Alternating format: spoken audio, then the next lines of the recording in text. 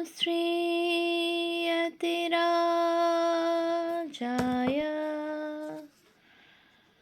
विवेकानन्दसूरये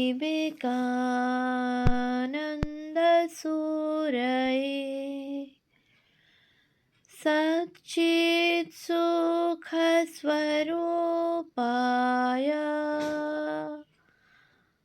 स्वामिने तापहारिणे।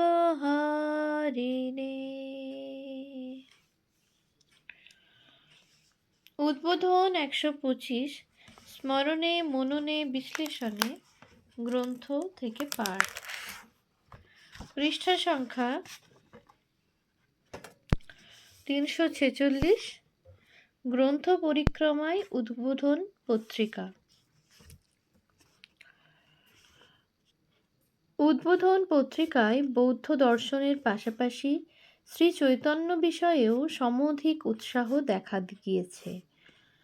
১৩৬৬ এর চৈত্র সংখ্যায় স্বামী অবযোজানন্দ লিখেছিলেন এক বিস্তৃত রচনা শ্রী শ্রী চৈতন্য চরিতামৃত গদ্য সংস্করণ প্রথম খণ্ড আদি লীলা গ্রন্থ বিষয়ে। এই বইয়ের অনুবাদক ছিলেন কুমুদরঞ্জন ভট্টাচার্য। চরিতামৃত গ্রন্থের আদি লীলা অংশ পড়ে স্বামী অবযোজানন্দ আশা প্রকাশ করেছিলেন যে এর মধ্য ও অন্ত লীলাও প্রকাশিত হবে। পরবর্তীকালে হয়েও ছিল তা। তিনি আরও লিখেছিলেন, বিশ্বের শ্রেষ্ঠ ধর্মসাহিত্যের অন্যতম এই শ্রী শ্রী চৈতন্য চরিতামৃত গ্রন্থ পৃথিবীর সর্বযুগের সর্বকালের শান্তিকামী মানবের নিকট চির আদরণীয়। উৎস উদ্বোধন চৈত্র ১৩৬৬ পৃষ্ঠা ১৬৩। স্বামী অভেদানন্দ লিখেছিলেন thoughts on philosophy and religion শীর্ষক এক মহাগ্রন্থ। স্বামী মহানন্দ ১৩৬৬ এর অগ্রহায়ণ সংখ্যায় সেই গ্রন্থ বিষয়ে লিখলেন, দর্শন বা ধর্মপুস্তক কেবলমাত্র পাণ্ডিত্যের দ্বারাই রচিত হইলে কোথায় যেন একটা ফাঁক থাকিয়া যায়। কিন্তু ওইসব পুস্তক রচনায় যদি পাণ্ডিত্যের সঙ্গে নিজস্ব উপলব্ধির গঙ্গা যমুনা সঙ্গম হয়, তাহা হইলে উহা এক তীর্থক্ষেত্রের পবিত্রতায় পরিপূর্ণ হইয়া পাঠককে সেই তীর্থস্থানে পূত ও পরিচ্ছন্ন করিয়া উপলব্ধির কেমন এক অননুভূতপূর্ব আস্বাদনের রস যোগায়। উৎস উদ্বোধন অগ্রহায়ণ ১৩৬৬ পৃষ্ঠা ৬৪৮। এর বছর দুয়েক আগেই মহীশূরের প্রবীণ দার্শনিক ভি সুব্রহ্মণ্য আয়ার এর গ্রন্থ the philosophy of truth or তত্ত্বজ্ঞানা এর সমালোচনা প্রকাশিত হয়েছিল উদ্বোধন পত্রিকায় বৈশাখ ১৩৬৪ সংখ্যায়। বিস্তৃত আলোচনা করেছিলেন স্বামী শ্রদ্ধানন্দ। সুব্রহ্মণ্য আয়ার তত্ত্ব ও মতবাদের মধ্যে পার্থক্য দেখিয়েছিলেন। লিখেছিলেন, মানুষ বুদ্ধিবৃত্তি ও কল্পনা দিয়ে অজস্র মত তৈরি করতে পারে। এক মত অন্য মতকে খণ্ডনও করতে পারে। তত্ত্ব কিন্তু তা নয়। মানুষের কল্পনা নির্ভর নয় তত্ত্ব। তা পুরুষতন্ত্র নয়, বস্তুতন্ত্র। তত্ত্ব দেশ কাল ও কার্যকারণের অধীন নয়। স্বামী শ্রদ্ধানন্দ তাঁর আলোচনায় চমৎকার বিশ্লেষণ করেছিলেন সুব্রহ্মণ্য আয়ারের দর্শন। ১৩৫৭ এর অগ্রহায়ণ সংখ্যায় প্রকাশিত হয়েছিল আরও একটি গুরুত্বপূর্ণ বইয়ের সমালোচনা। গ্রন্থের নাম an introduction to Indian philosophy. লেখক সতীশচন্দ্র চট্টোপাধ্যায় ও ধীরেন্দ্র মোহন দত্ত। দুজনেই দর্শনের অধ্যাপক। প্রথমজন কলকাতা বিশ্ববিদ্যালয়ের ও দ্বিতীয়জন পাটনা বিশ্ববিদ্যালয়ের। রমণীকুমার দত্তগুপ্ত গ্রন্থটির বিষয়ে আলোচনা করেছিলেন।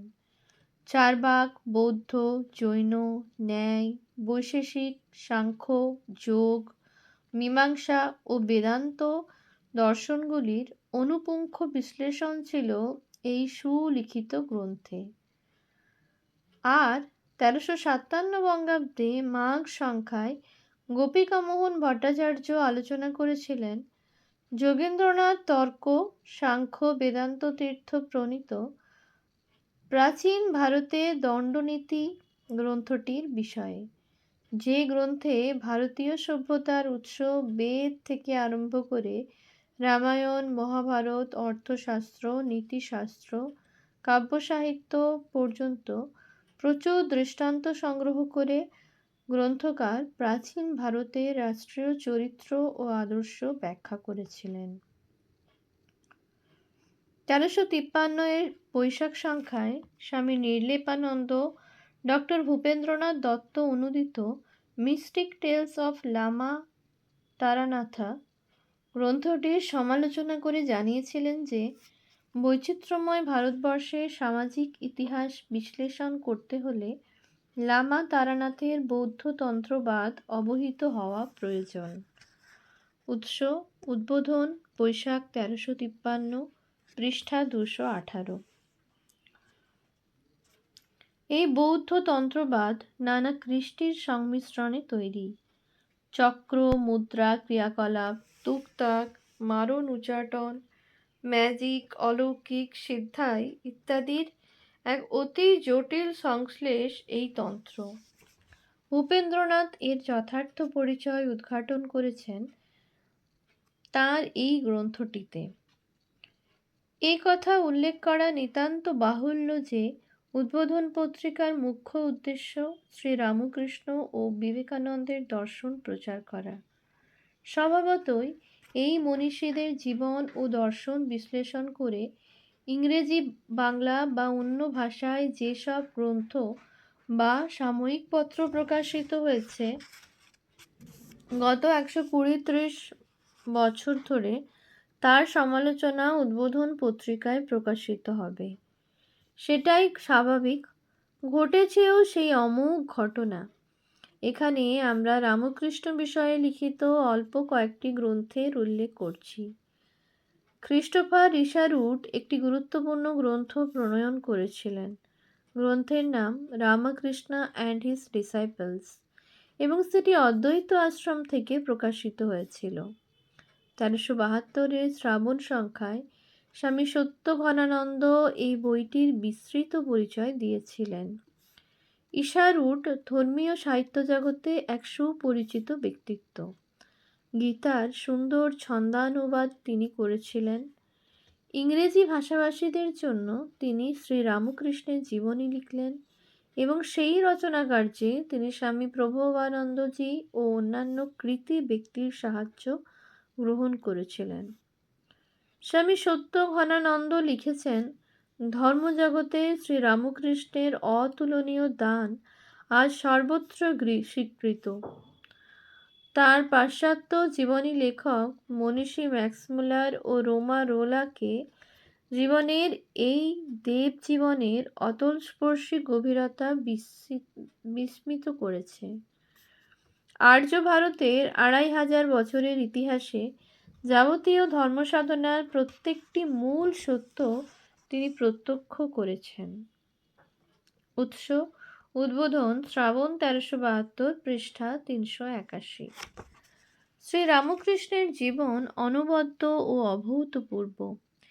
ইসারউড তাঁর জীবনকে বলেছেন একটি ফেনোমেনন, যা রহস্যময় হলেও প্রত্যক্ষীভূত।